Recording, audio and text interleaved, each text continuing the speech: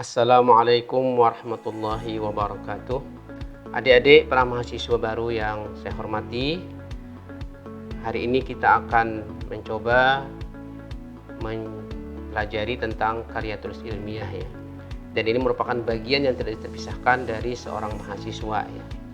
Karena nanti Anda bergelut dengan berbagai bidang ya, yang termasuk dalam Tridharma perguruan tinggi, yaitu pendidikan pengajaran, maksudnya perkuliahan di kelas, kemudian penelitian, yaitu membuat karya ilmiah. Karya tulis ilmiah merupakan yang tidak bisa dilepaskan dari seorang mahasiswa. Nah, tentu saja ada beberapa kaidah-kaidah yang harus dipahami betul oleh mahasiswa. Nah, kita akan masuk kepada pembahasan karya tulis ilmiah. Ada beberapa hal yang perlu Anda hindari ya dalam menulis karya ilmiah, terutama tentang plagiasi. Plagiarisme adalah menciplak karya orang lain diakui punya sendiri gitu ya, baik sebahagian maupun secara keseluruhan ya. Yang sebahagian itu misalnya mengambil ide yang tidak menunjukkan referensinya ya, tidak menunjukkan siapa penulisnya, Anda akui sebagai ide sendiri. Kemudian juga ada juga plagiarisme dari segi isi ya, terutama mengambil data orang lain tanpa sepengetahuan yang bersangkutan, tanpa minta izin kepada yang bersangkutan. Nah, hal seperti ini dihindari ya, karena nanti dalam penulisan karya ilmiah, kalau itu terbukti nanti plagiasi, maka punya Anda akan didiskualifikasi. Nah, berikutnya adalah karya tulis ilmiah itulah karya tulis berupa laporan tertulis yang memaparkan hasil penelitian, baik hasil penelitian dalam bentuk literatur maupun hasil penelitian dalam bentuk lapangan ya, baik secara individu maupun secara kelompok. Ada beberapa persyaratan ya sebuah karya tulis dikatakan ilmiah. Pertama adalah sistematis ya, harus berurutan, runtut ya, saling berhubungan satu sama lain. Yang kedua adalah rasional, logis, masuk akal, dapat diterima oleh akal sehat. Yang ketiga adalah empiris, berdasarkan keterangan kebenaran fakta yang diuji di lapangan. Kemudian juga hasil penelitian bermakna. Ada beberapa jenis karya tulis yang harus Anda pahami.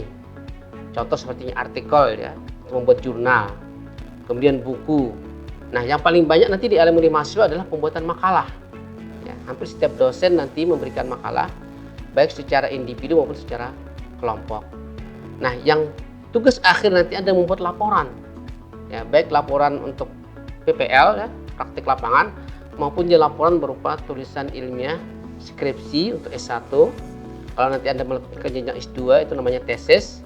Kalau Anda melakukan jenjang S3 namanya disertasi. Dan tidak akan bisa dapat sarjana kalau tidak menyelesaikan skripsi atau tesis tersebut ya. Nah, tadi yang saya katakan adalah yang paling banyak digeluti oleh mahasiswa adalah pembuatan makalah. Nah, makalah adalah karya tulis ilmiah yang memuat pemikiran tentang suatu masalah atau topik tertentu yang ditulis secara sistematis, disertai dengan analisis logis dan objektif yang mengikuti kaidah-kaidah ilmiah ya. Untuk makalah ini ada 3 bagian.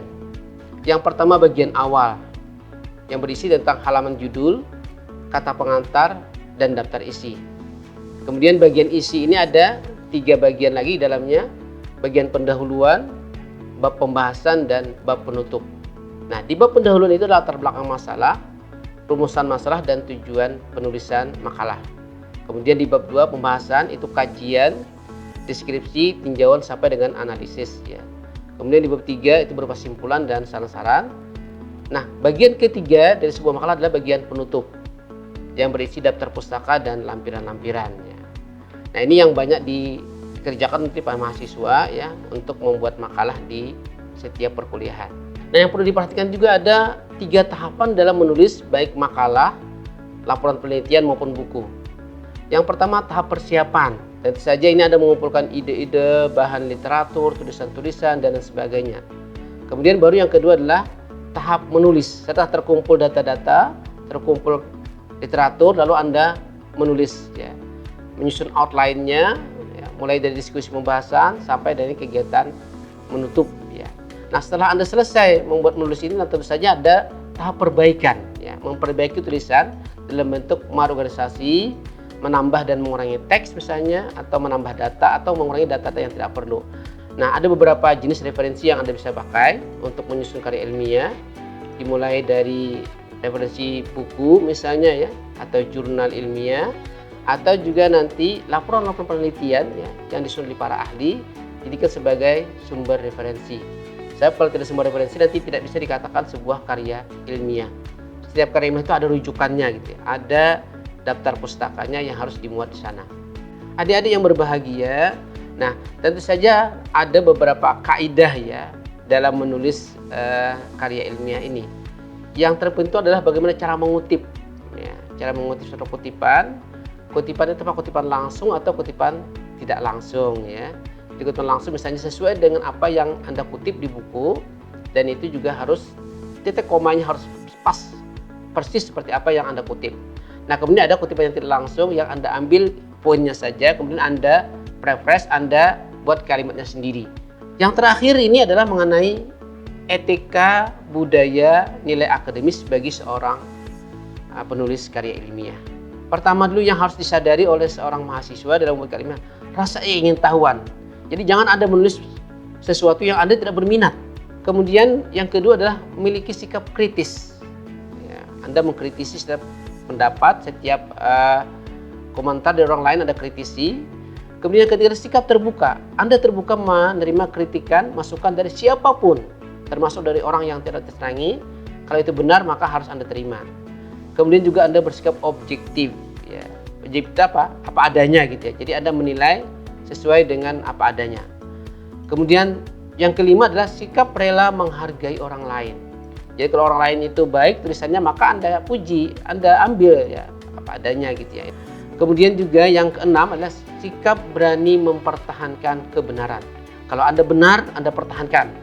Itu banyak tokoh-tokoh dulu seperti Kopernikus misalnya ya. Yang kebenaran itu beliau rela dibunuh atau dihukum gantung gitu ya. Termasuk yang terakhir adalah sikap menjangkau ke depan. Jadi diharapkan nanti karya ilmiah kita itu bermanfaat bagi siapapun dan mampu meramalkan ke masa yang akan datang. Nah, ini beberapa hal yang perlu diperhatikan mahasiswa dalam membuat karya ilmiah. Cuma yang terpenting adalah sikap tidak menciplak punya karya orang lain. Itu yang penting sekali gitu ya. Jadi Anda jujur bahwa ini milik orang lain dan dicantumkan namanya, bukunya dan sebagainya. Itu yang terpenting. Kejujuran ilmiah itu sangat berharga daripada isi gitu ya. Jadi itu penting sekali kejujuran ilmiah. Sekali demikian, mudah-mudahan ada manfaatnya. Terima kasih. Nanti kalau ada pertanyaan nanti bisa kita komunikasi gitu ya. Dalam kewajmain. Wassalamualaikum warahmatullahi wabarakatuh.